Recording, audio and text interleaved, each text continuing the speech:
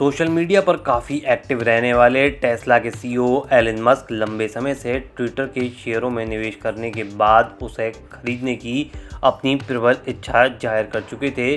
फिलहाल अब वो पूरी तरह से ट्विटर इंक के नए मालिक बन गए हैं। दरअसल एलन मस्क ने $54.20 प्रति शेयर के रेट पर ट्विटर को खरीदने का ऑफर दिया था, जिसे 25 अप्रैल की देर शाम ट्विटर के बोर्ड ने एक्सेप्ट कर लिया।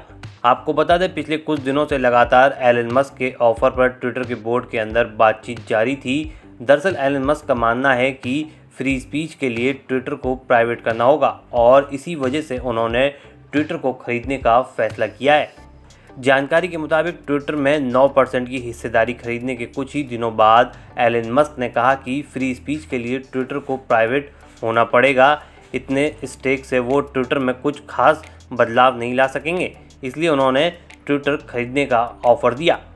बता दें कि 25 अप्रैल की शाम एलन मस्क ने ट्वीट करते हुए लिखा था कि उन्हें इस बात की उम्मीद है कि उनके सबसे बुरे आलोचक अभी भी ट्विटर पर बने रहेंगे, क्योंकि इसे ही फ्री स्पीच कहा जाता है, जिसके बाद से ही उनका ये ट्वीट तेज़ी से वायरल होने लगा था।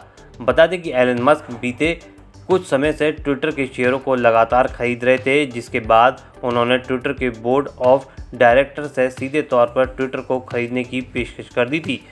आपको बता दें, ये बिजनेस के इतिहास की सबसे बड़ी डील है, जिसे $44 बिलियन नकद में पूरा किया गया है, यानी कंपनी को 100% कैश पैसों में खरीदा गया है। इस डील को इस साल के अंत तक पूरा कर लिया जाएगा। मस्क ने पहले ही कहा था कि उन्होंने $25.5 बिलियन को पहले ही इसके लिए सुरक्षित रख लिया है। बाकी के $21 बिलियन को वो इक्विटी फंड के जरिए इकट्ठा करेंगे।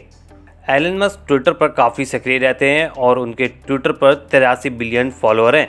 कंपनी में एलन मस्क के 9% शेयर हैं। मार्च माह में मस्क ने ट्विटर की आलोचना शुरू की और कंपनी पर कई गंभीर आरोप लगाए।